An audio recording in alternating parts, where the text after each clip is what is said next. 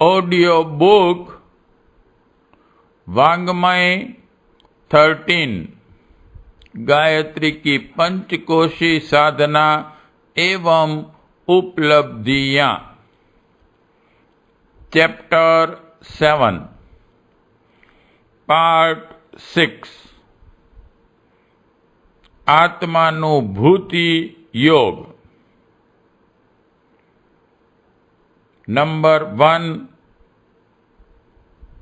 किसी शांत या एकांत स्थान में जाइए। निर्जन कोलाहल रहित स्थान इस साधना के लिए चुनना चाहिए।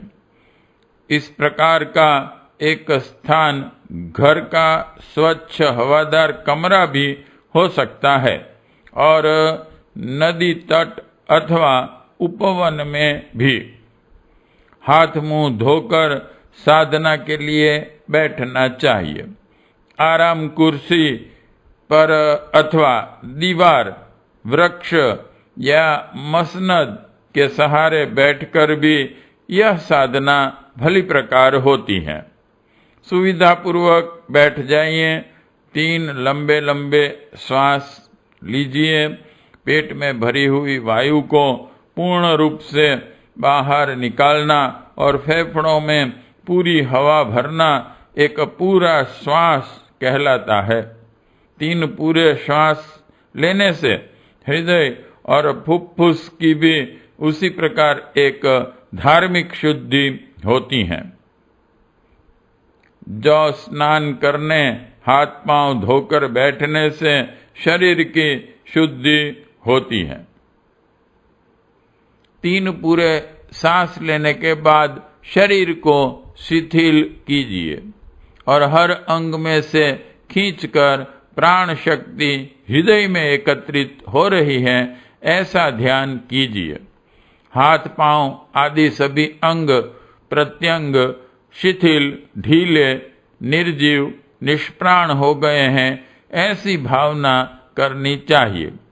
मस्तिष्क से जब विचार धाराएं और कल्पनाएं शांत हो गई हैं और समस्त शरीर के अंदर एक शांत नीला आकाश व्याप्त हो रहा है, ऐसी शांत शिथिल अवस्था को प्राप्त करने के लिए कुछ दिन लगातार प्रयत्न करना पड़ता है। अभ्यास से कुछ दिन में अधिक शिथिलता एवं शांति अनुभव होती जाती है। शरीर भली प्रकार शिथिल हो जाने पर हृदय स्थान में एकत्रित अंगूठे के बराबर शुभ श्वेत ज्योति स्वरूप प्राण शक्ति का ध्यान करना चाहिए। अजर अमर शुद्ध बुद्ध चेतन पवित्र ईश्वरीय अंश आत्मा मैं हूँ। मेरा वास्तविक स्वरूप यही है। मैं सच्चित आनंद स्वरूप आत्मा हूँ। इस ज्योति की कल्पना नेत्रों से दर्शन करते हुए उपरोक्त भावनाएं मन में रखनी चाहिए। 2. उपरोक्त शिथिलासन के साथ आत्म दर्शन करने की साधना इस योग में पृथक साधना है। जब यह साधना भली प्रकार अभ्यास में आ जाए तो आगे की सीढ़ी पर पैर रखना चाहिए। दूसरी भूमिका में साधना का अभ्यास नीचे दिया जाता है। 3. ऊपर लिखी हुई शिथिलावस्था में अखिल आकाश में नील वर्ण आकाश का ध्यान कीजिए। उस आकाश में बहुत ऊपर सूर्य के समान ज्योति स्वरूप आत्मा को अवस्थित देखिए। मैं ही यह प्रकाशवान आत्मा हूँ ऐसा निश्चय संकल्प कीजिए। अपने शरीर को नीचे भूतल पर निस्पंद अवस्था में पड़ा हुआ देखिए। इसके अंग प्रत्यंगों का निरीक्षण एवं परीक्षण कीजिए। यह हर एक कलपुर्जा मेरा औजार है, मेरा वस्त्र है। यह यंत्र मेरी इच्छा अनुसार क्रिया करने के लिए प्राप्त हुआ है। इस बात को बार बार मन में दोहराइए। इस निस्पंद शरीर में खोपड़ी का ढक्कन उठाकर ध्यानावस्था में से मन और बुद्धि को दो सेवक शक्तियों के रूप में देखिए। वे दोनों हाथ बांधे आपकी इच्छा अनुसार कार्य करने के लिए नतमस्तक खड़े हैं। बस शरीर और मन बुद्धि को देखकर प्रसन्न होइए कि इच्छा अनुसार कार्य करने के लिए यह मुझे प्राप्त हुआ है। मैं उनका उपयोग सच्चे आत्मस्वार्थ के लिए ही करूंगा।